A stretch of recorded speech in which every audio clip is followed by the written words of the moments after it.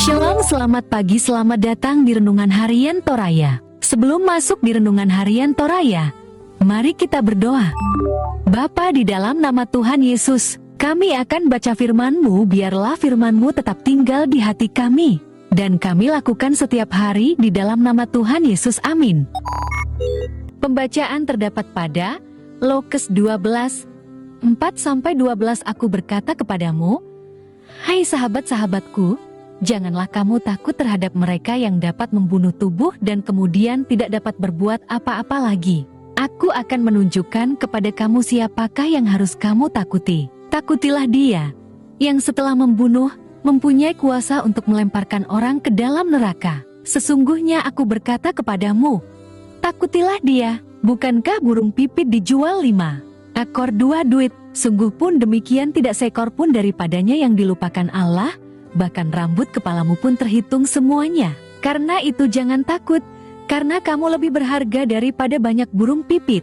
Aku berkata kepadamu, setiap orang yang mengakui aku di depan manusia, Anak Manusia juga akan mengakui Dia di depan malaikat-malaikat Allah. Tetapi barang siapa menyangkal aku di depan manusia, ia akan disangkal di depan malaikat-malaikat Allah. Setiap orang yang mengatakan sesuatu melawan Anak Manusia, ia akan diampuni, tetapi barang siapa menghujat Roh Kudus, ia tidak akan diampuni. Apabila orang menghadapkan kamu kepada majelis-majelis atau kepada pemerintah-pemerintah dan penguasa-penguasa, janganlah kamu khawatir bagaimana dan apa yang harus kamu katakan untuk membela dirimu. Sebab pada saat itu juga Roh Kudus akan mengajar kamu apa yang harus kamu katakan. Tema hari ini adalah, tidak perlu takut menghadapi masalah, Bataun tinggal karak-karalan katuan. Bacaan hari ini mengingatkan kita untuk tidak takut menghadapi masalah. Di saat yang sama, perikop ini juga menunjukkan fakta bahwa kita memang takut menghadapi masalah. Karena itu, Yesus tampil menguatkan para rasul. Namun, adakah rasa takut tidak diperbolehkan?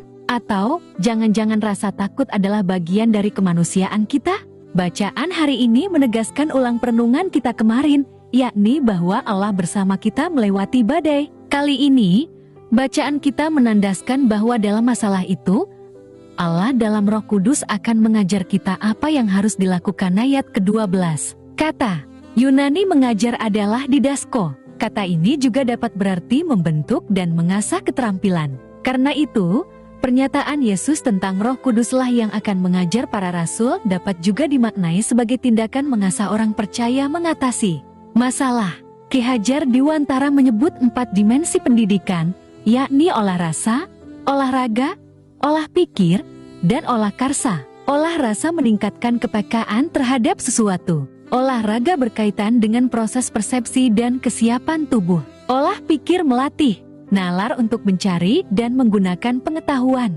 Terakhir, olah karsa berkaitan dengan pembentukan karakter yang kreatif dan komunikatif.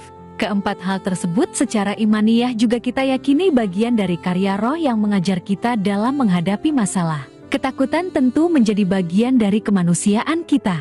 Akan tetapi, percayalah Allah terus mengasah dan membentuk rasa, raga, pikir, dan karsa kita hingga masalah demi masalah diri kita tak perlu takut. Amin.